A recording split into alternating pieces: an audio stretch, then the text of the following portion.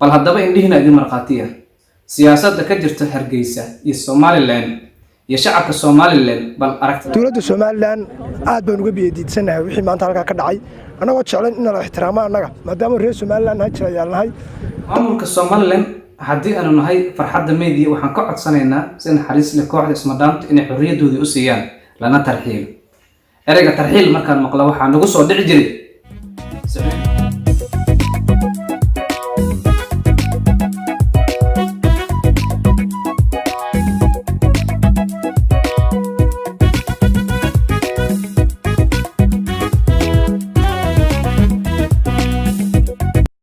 السلام عليكم قلب وناكسن اسكو سو نقد وناكسن halkani waa farxadda media قلبته farxad ma jirto aad yaan u cariisanahay aad aan wax xunahay wixii ku dhacay kooxda ismadaanto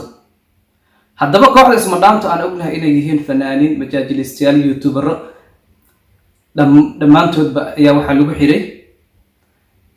Cigaal Airport Hargeysa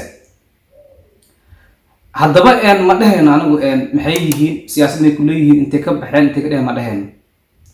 sababtoo ah sidaan ognahay fanaaniinta ama siyaasiyiin aan bulshada qaybaheeda kala duwan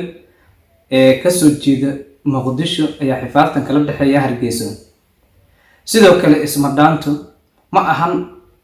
dadka kama soo jeedaan kooxda ismadaanto dadka xifaarta kala soo jeeda Somaliland sidaan ognahay si kastaba ha ahaatee aad iyo aad aan uga xunahay wixii ku dhacay ismadaanto dhanka kale shacabku iyo siyaasaddu laba ay kala yihiin bal haddaba indhihiina idin marqaatiya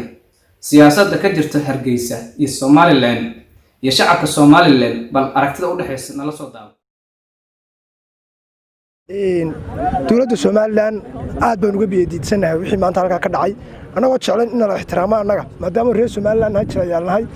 dadka la xidhay dad jirayay fanaaniin yihiin waxaan horta jeclan in lagu ixtiraamo may dhicin wax lagu haystana Allahu a'lam kama warrami karno oo idima sheegi karno laakiin waxaan idin xaqiijinaynaa oo hadda idin xaqiijinaynaa anagoo cigaal hor taagan in ay dhalinyaradii 12 subaxnimo markii maadeen labadii duhurnimo xaajada askari la wareegtay intaana airportka dhixiisa anaguna dabada aan ku sugnay iyaguna airportka lagu hayay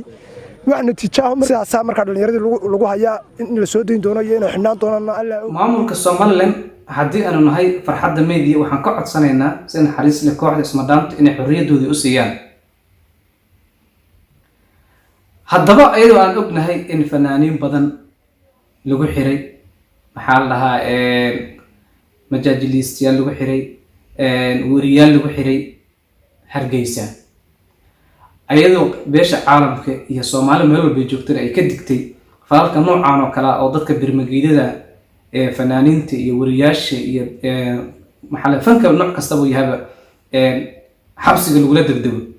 ayay wali ay ka waantoomin Hargeysa in xabsiga loo taxaabo ruux kasta ee bulshada madadaaliye ee ka soo degay garoonka Cigaal Airport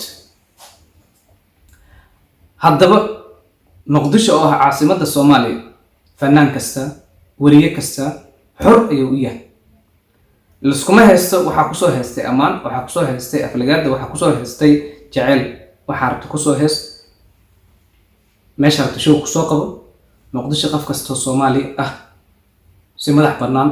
ayay u nooshaa si lamida waxaan ka codsanaynaa reer Hargeysa in ayagana saas oo kale wadadaas oo kale raacaan isla intii hadda aan kaamirada hor fadhiya akhbaar soo dhacaysa ayaa waxay sheegaysaa in xabsigii laga daayay lana tarxiil ereyga tarxiil markaan maqlo waxaa nagu soo dhici jiray Sacuudi haddaba Hargeysa Sacuudi ma naqat waata arrimahaas wixii ka soo kordho iyo tarxiilkoodii wixii ka soo kordho waxaa kala socon doontaan farxadda media oo ka xun wixii ku dhacay kooxda ismadaamta ay horkacayaan Big Bro Kaadheeri Nimca Habi dhamaantoodba ay ognahay inay yihiin dhalinyaro Nairobi ku dhaqan siyaasadna aan shaqo ku lahayn haddii aad ku cusub tahay channelka farxadda media fadlan subscribe saar ha ka iloobin inaad furato gambareelka si aad u noqoto daawadaha koobaad intaasna ku soo gabagabeynaa barnaamijkii tarxiilka xabsiga ee kooxda ismadaamta